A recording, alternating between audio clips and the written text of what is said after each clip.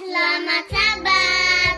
Selamat datang di Sekolah Sahabat Anak Gereja Masih Advent hari ke-7 Jemaat Makarios. Smile, let it storm. Smile, let it storm. Smile, let it storm. With Christ in my face, like a smile, let it storm. As we are sailing home. Selamat Sabat anak-anak, senang sekali kita bisa berjumpa di hari Sabat yang indah ini. Pada Sabat hari ini, berita mission akan dibawakan oleh Aunty Marinda dan untuk kelas beginner dan kinder akan dibawakan oleh Aunty Leonie. Sekarang kita mulai sekolah Sabat, tapi kita berdoa terlebih dahulu ya. Ambil sikap doa yang baik. Tuhan Yesus, kita akan mulai sekolah Sabat, pimpin kami semua Tuhan, agar kami bisa mendengarkan apa yang disampaikan oleh Aunty Miranda dan juga Aunty Leonie. Terima kasih Tuhan. Di dalam namamu kami sudah berdoa dan mengucap syukur. Amin. Sekarang, selamat beribadah anak-anak. Sekarang kita dengarkan berita mission ya teman-teman. Halo, selamat sahabat anak-anak. Sahabat kali ini kita akan mendengarkan cerita dari Yvonne. Dia berusia 13 tahun dan tinggal di Bolivia. Ketika Yvonne baru berusia 3 tahun, sesuatu yang mengerikan terjadi dalam keluarganya di Bolivia. Kakak laki-lakinya meninggal. Ibu sangat sedih dan terus menangis dan ayah juga sangat sedih. Karena kematian kakaknya, mereka tidak ingin pergi ke gereja lagi. Meskipun gereja mereka akan sangat membantu di saat-saat yang menyedihkan ini. Tetapi mereka berhenti membawa Yvonne dan saudara laki-lakinya ke gereja setiap hari Sabat. Yvonne masih sangat kecil, tetapi dia melihat air mata ibu dan ayahnya. Itu semua membuatnya merasa sedih dan dia juga banyak sekali menangis. Kakaknya yang bernama Yerko juga merasa sangat sedih. Suatu hari, nenek memutuskan untuk membawa Yvonne dan Yerko ke gereja. Dia bangun pagi-pagi pada hari Sabat dan berjalan sejauh 3 km ke rumah Yvonne dan Yerko, sehingga mereka dapat pergi ke gereja bersama-sama. Betapa istimewanya hari itu buat mereka. Nenek memutuskan untuk membawa anak-anak ke gereja setiap minggu. Yvonne senang sekali pergi ke gereja karena dia bisa menyanyi untuk Tuhan dan dia juga bisa berdoa. Tetapi Yvonne sangat sedih karena ibu dan ayahnya tidak ada di gereja. Dia sangat merindukan pergi ke gereja bersama-sama dengan keluarganya. Kemudian Yvonne dan Yerko pun memutuskan untuk berdoa. Tolong Tuhan, bantu keluarga kami untuk beribadah bersama di gereja sekali lagi. Bawa ibu dan ayah kembali kepadamu. Kami ingin beribadah bersama.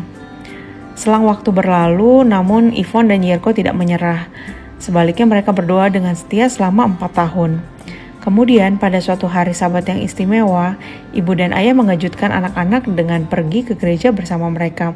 Senyum Yvonne dan Yerko secerah matahari, mereka sangat bahagia. Anak-anak terus berdoa, tolong bawa ibu dan ayah kembali kepadamu Tuhan. Saat mereka berdoa, Yvonne dan Yerko semakin dekat dan semakin dekat dengan Yesus. Mereka semakin mengasihi Yesus dan memutuskan untuk memberikan hati mereka kepadanya. Pada hari yang sangat istimewa ketika Yvonne berusia 8 tahun dan Yerko berusia 11 tahun mereka dibaptis. Tahun-tahun berlalu dan Yvonne bersama Yerko terus berdoa. Tuhan mendengarkan doa anak-anak yang setia ini. Setelah mereka berdoa selama 8 tahun, ibu dan ayah memberikan hati mereka kepada Yesus dan dibaptis. Anak-anak, kita bisa belajar dari kisah ini bahwa jika kita tahu ada sesuatu yang tidak benar terjadi dalam keluarga kita dan kita mau memperbaikinya, kita bisa berdoa kepada Tuhan dan suatu saat Tuhan pasti akan mengabulkannya. Terima kasih, selamat Sabat anak-anak. Waktunya kita dengarkan cerita anak-anak. Selamat Sabat anak-anak. Pada Sabat ini, kelas beginner dan kinder, cerita yang akan Aunty sampaikan berjudul Pelayanan Samuel. Ayat hafalannya terdapat dalam 1 Samuel 7 ayat ke-15 yang berbunyi, Samuel memerintah sebagai hakim seumur hidupnya. Pesan dari cerita yang akan Aunty bawakan sebentar lagi yaitu, aku akan melayani Yesus seumur hidupku. Sekarang kita sama-sama dengarkan ceritanya ya. Anak-anak, ketika kalian besar nanti, kira-kira kalian ingin menjadi apa ya? Apakah kalian juga ingin menjadi seorang pemimpin seperti Samuel? Umat Allah yaitu bangsa Israel telah memulai menyembah dewa-dewa tetangga mereka, yaitu bangsa Filistin. Salah satu dari dewa ini yaitu dewa Baal, dewa guntur, dan dewa hujan bangsa Filistin. Banyak orang Israel mempunyai patung-patung kecil dari dewa Baal di dalam rumah mereka. Allah telah mengirim Samuel untuk berbicara pada bangsa Israel. Ingatlah nama Israel, artinya diperintah oleh Allah. Berbaliklah pada Allah dengan segenap hatimu, buanglah patung-patungmu, berikan diri kalian pada Allah dan layanilah Dia, kata Samuel. Bangsa Israel mendengar Samuel. Mereka memecahkan semua patung-patung mereka lalu mulai menyembah Allah lagi. Ayo kita berkumpul di Mizpah. Samuel mengajak orang-orang, aku akan berdoa kepada Tuhan untuk kalian di sana. Maka orang-orang berkumpul di Mizpah. Kami telah berdosa kepada Tuhan. Kami menyesal, kami benar-benar menyesal, kata mereka. Bangsa Filistin mendengar bahwa bangsa Israel telah pergi ke Mizpah. Mari kita serang bangsa Israel itu, kata orang-orang Filistin.